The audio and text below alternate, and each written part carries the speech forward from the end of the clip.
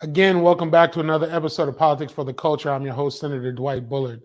We bring politics for you, by you. We're asking the questions that sometimes you're not courageous enough to ask. We're having the conversations that too often we're not courageous enough to have. And we're not thinking about politics just in the framework of electoral politics. We're talking to cultural curators. We're talking to people who are of the culture but doing things in the political framework. And today's no exception. I am so blessed to have an icon of the music industry, somebody I've had an opportunity to know and get to know over time. Also, somebody who's got ties to Philadelphia, just like myself, which I always appreciate. None other than world-renowned DJ and producer Rich Medina is going to be joining us today. Shout out to you, Rich. Thank you for coming to us from the West Coast today. Love to see you, but I'm glad you're staying warm out there in the Pacific Northwest.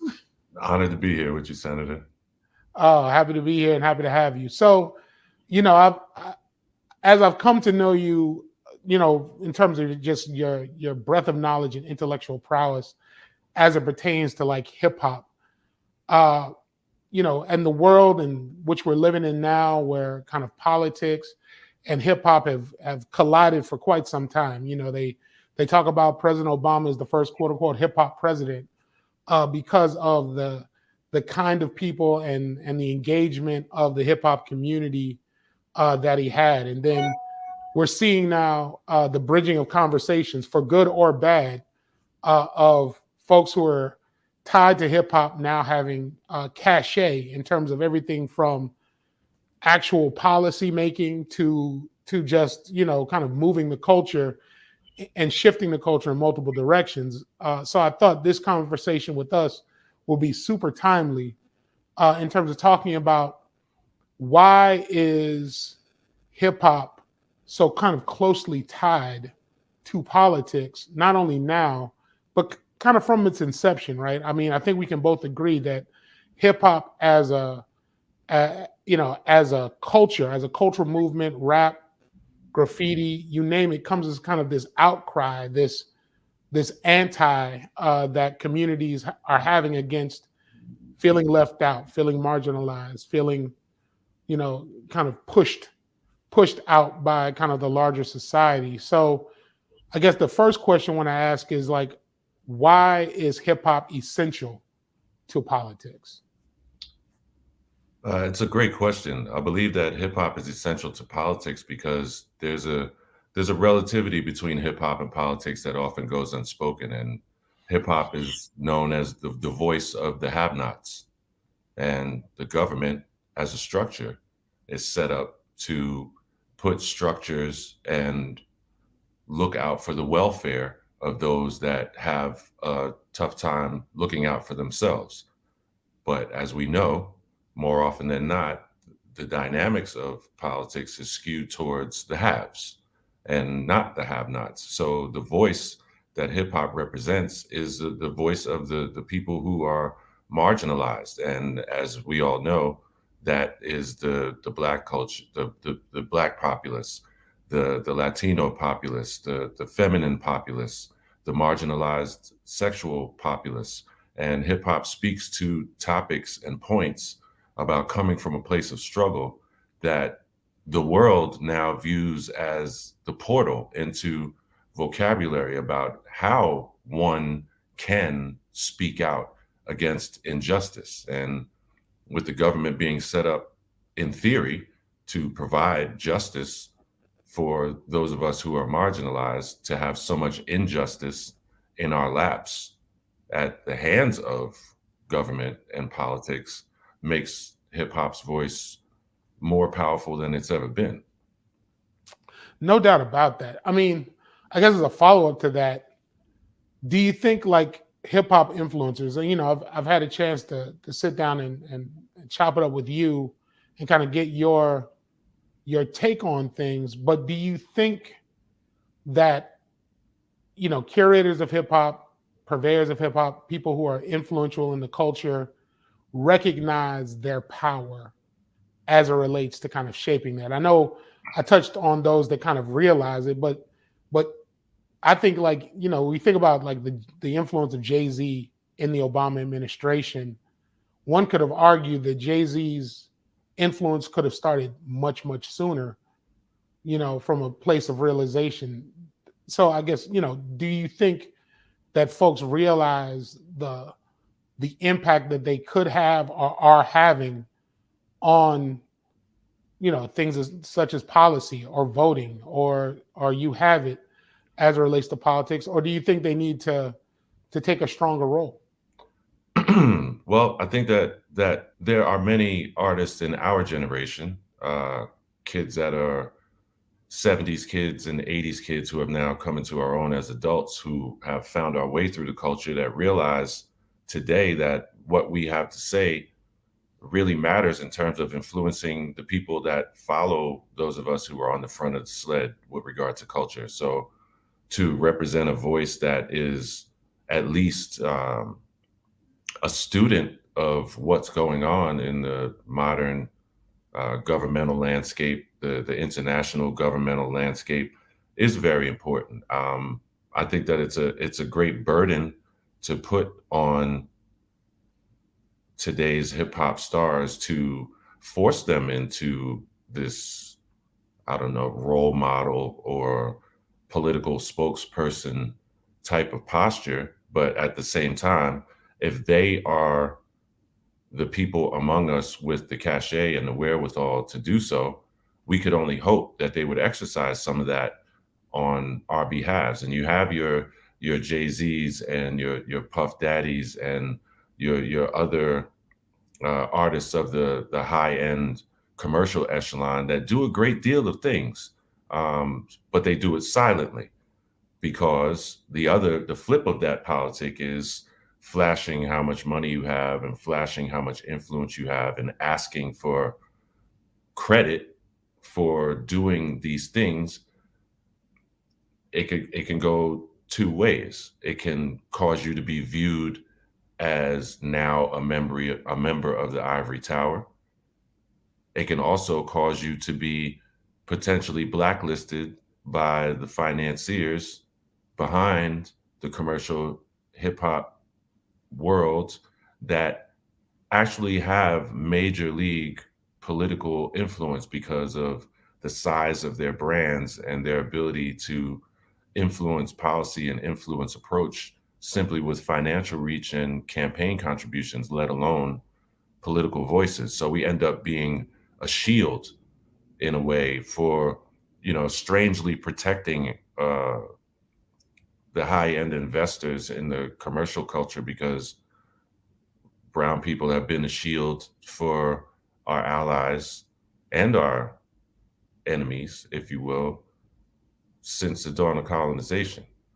So Yeah, it's new, and it's kind of the same old same at the same time in a strange way.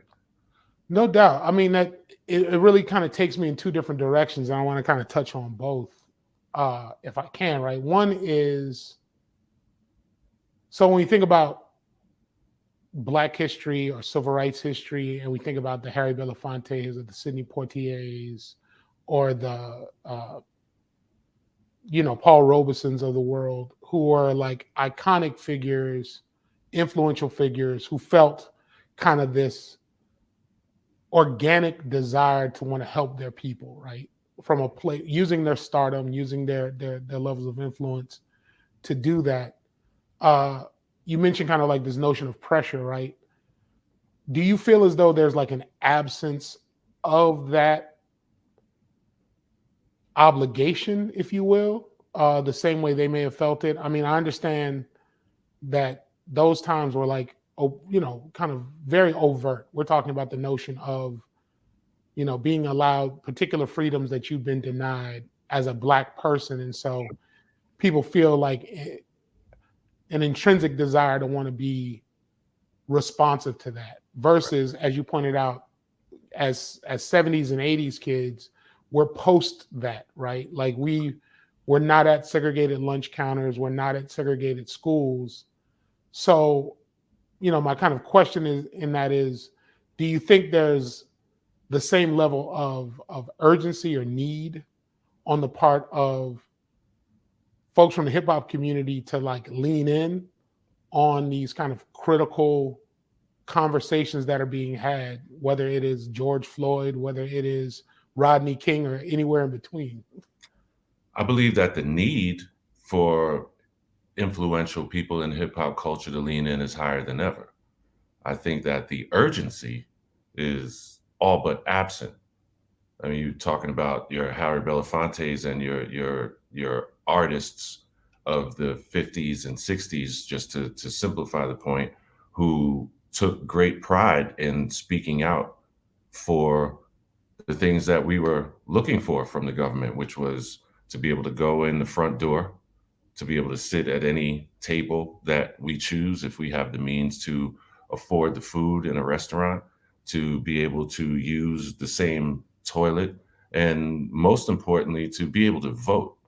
And since we're talking about government and we're talking about this urgency, it's very interesting that the with all the vocabulary that's in front of us with regard to the need to register to vote, the need to recognize how important your vote is, it's part of the reason why all of this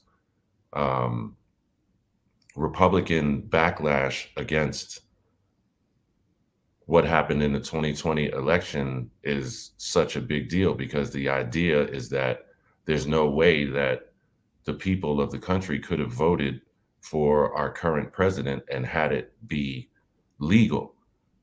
But the underbelly of that goes back to Jim Crow and segregation and the Great Migration after emancipation, which all had to do with redlining and redistricting of regional areas to restrict the movement of people of color. And that restriction of movement by default restricts people of color's ability to be effective at the ballot box. So with all of the information that we have at our fingertips now, without the, it's very strange.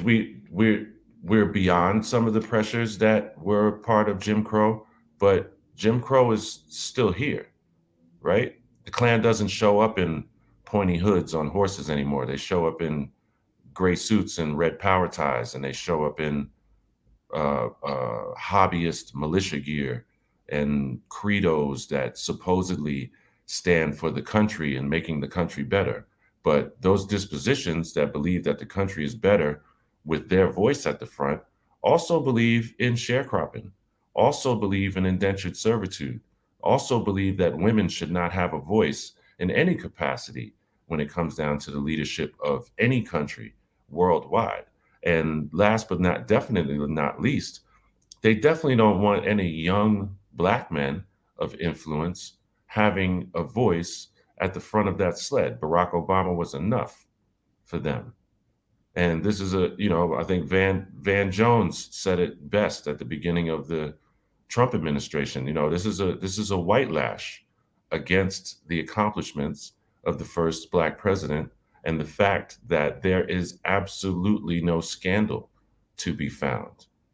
More often than not, that's how, if we were lynched in the street by police brutality and the brutality of the Klan and the brutality of the landowner at a certain point, now we're crucified by our affiliations and whether or not we choose to exercise the rights that those people gave up their lives for us to have, which is to be able to speak up in a democratic forum and have your voice heard and allow the majority to rule as democracy should on paper. But we all know that that's not happening. So yeah, it's a double-edged sword, the idea of whether it's like it was before or not. It's totally different. But at the same time, with the advent of smartphones, imagine the unarmed Black deaths at the hands of police that aren't caught on tape. Mm. Imagine the amount of